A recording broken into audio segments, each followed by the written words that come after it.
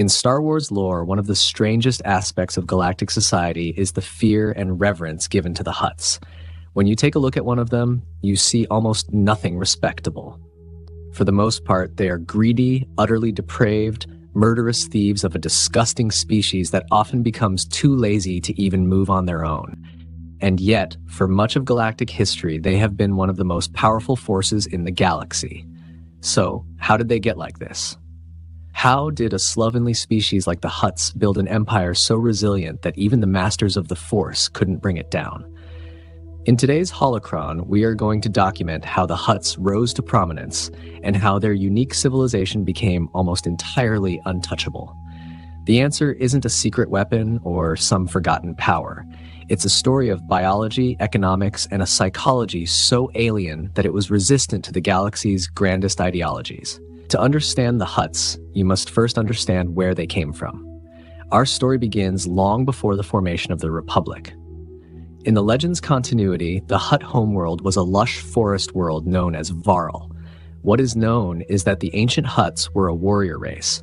When legions of these Hutt warriors grouped together, few could oppose them, both because of their incredible strength and their pitiless guile. But this era ended in a series of events known as the Hutt Cataclysms.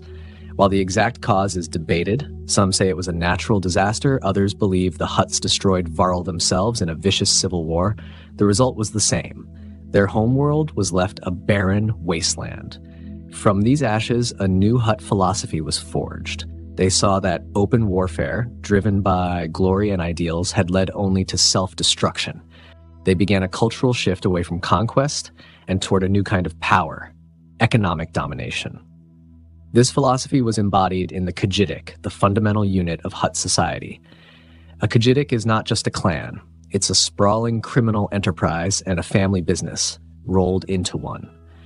These Kajidics became the pillars of the new Hutt order, competing not on the battlefield, but in the shadows of galactic commerce. They stopped playing the game that the Jedi and Sith understood and started playing their very own. The Hutt criminal empire became a masterpiece of decentralized power. Unlike the Galactic Republic or the Sith Empire, there was no single head to cut off, no capital to conquer that would make the whole system collapse. Hutt space was a vast, largely self-governing region of corruption that even the Galactic Empire mostly left alone. Their power wasn't a pyramid with one leader at the top. It was a web.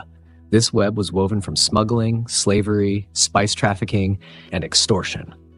The Hutts controlled key hyperspace lanes, not with military blockades, but by being the only ones who could guarantee passage for merchants and smugglers.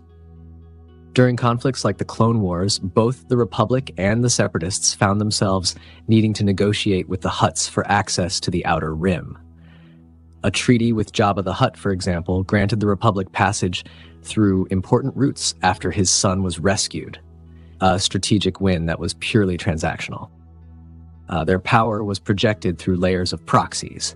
They used enslaved species for labor and hired bounty hunters and mercenaries to do their dirty work, creating a buffer of plausible deniability.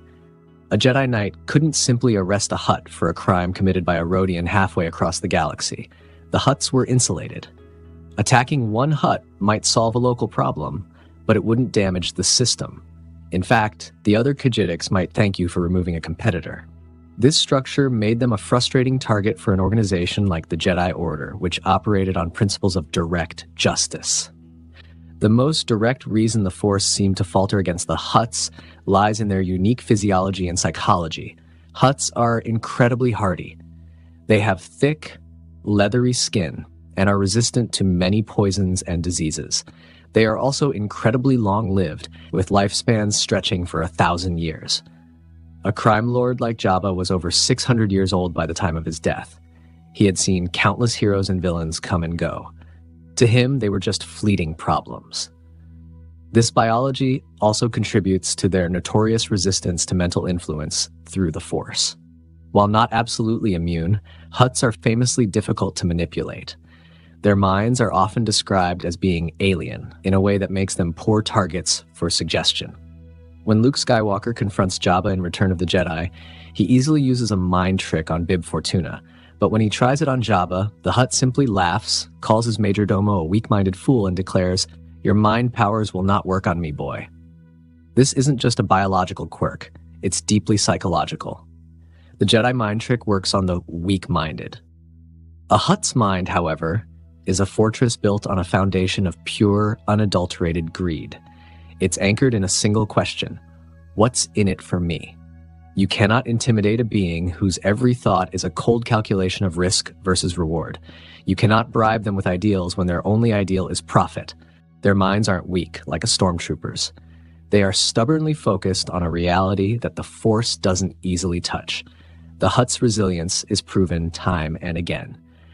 During the Old Republic, even powerful Force users found it incredibly difficult to successfully mind trick a Hutt, a feat most Jedi could never accomplish.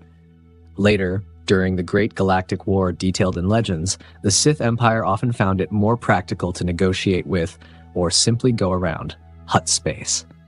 Conquering the Hutts wouldn't be a single glorious battle. It would be a grinding war against countless criminal cells and mercenaries that would drain resources for little strategic gain. Even the formidable Darth Maul learned this lesson. When he formed his Shadow Collective, he managed to intimidate some Hutt leaders into joining him, but it was an unstable alliance built on threats. The Hutts are pragmatists. They will bend when faced with overwhelming force, but they are incredibly resilient and always look for an opportunity to regain their advantage. Likewise, the Jedi Order often had to treat with the Hutts as a sovereign power. During the Clone Wars, the Jedi Council couldn't simply command the Hutts to grant them passage. They had to negotiate, barter, and even perform services, as seen with the rescue of Jabba's son. This was a source of constant frustration for the Republic. The Hutts operated outside the moral framework of the Jedi and the authoritarian structure of the Sith. They were a third axis of power, one based entirely on wealth and influence. So, why couldn't the Force stop the Hutts? Because the Hutts represented a type of power that the Jedi and Sith struggled to counter with their traditional methods. The Force is a tool of will and cosmic destiny, wielded by those with powerful ideologies. The Hutts had no ideology beyond the self. They were a decentralized, ancient criminal enterprise, run by a species biologically and psychologically resistant to mental manipulation. Their power wasn't in their strength or devotion to a cause, but in their absolute lack of both. The Jedi couldn't defeat them with a lightsaber because their enemy wasn't a single person, but a system of corruption. The Sith couldn't dominate them with fear because a Hutt's only true fear was losing profit. In the end, the Hutts proved that in a galaxy of gods and monsters of light and dark, one of the most enduring powers can come not from faith or fury, but from the simple, ruthless, and unending pursuit of wealth. As always, though, we want to hear your thoughts on the subject. Is the Hutt's materialism the ultimate defense, or was there a moment when they could have been brought down? Let us know in the comments below. And until next time, may the Force be with you.